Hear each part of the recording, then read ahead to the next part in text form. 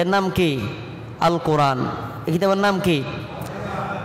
দুনিয়ার যত গ্রন্থ, যত রচনা, যত লেখা আছে, সকল গ্রন্থে, সকল রচনায়, সকল প্রবন্ধে কিছু ভুল ত্রুটি, কিছু ভ্রান্তি থাকার সম্ভাবনা রয়েছে, কিন্তু যে কিতাবের ভিতরে কোনো ভুলের সম্ভাবনা নাই, কোনো সন্দেহ নাই, সে কিতাবের নাম কি?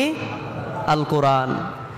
এই কোরআনকে আল্লাহ রাব্বুল আলামিন গোটা বিশ্বের সকল বিজ্ঞানী, সকল শিক্ষাবিদ, সকল সাহিত্যিকের কাছে ছোট একটি চ্যালেঞ্জ দিয়েছিলেন যে তোমরা যদি এই কোরআনকে অবিশ্বাস করো, মানব রচিত গ্রন্থ বলে প্রমাণ করতে চাও, তাহলে আমার ছোট একটি চ্যালেঞ্জ হলো কোরআনুল কারীমের সবচাইতে ছোট সূরা সূরাতুল কাউসার। কোন সূরা? সূরাতুল কাউসার।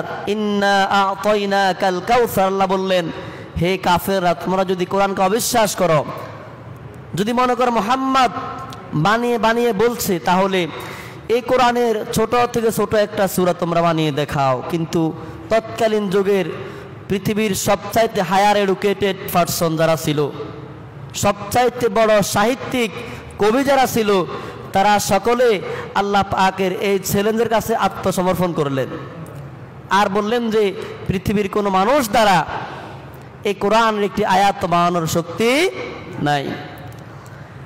এই কোরআন কেমন কিতাব?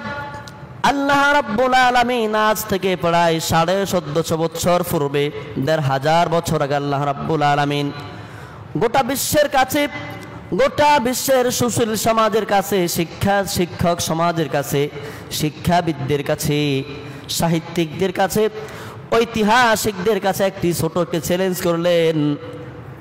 যালিকাল কিতাবু লা রাইবা ফি, that is the book, there is no doubt. এটি এমন একটি কিতাব, এমন একটি বই, এমন একটি গ্রন্থ, যে বইয়ের শুরু থেকে শেষ পর্যন্ত ভুল তো নাই, ভুলের সম্ভাবনা, সন্দেহ তো নাই, সন্দেহ করার কোনো সুযোগও নাই।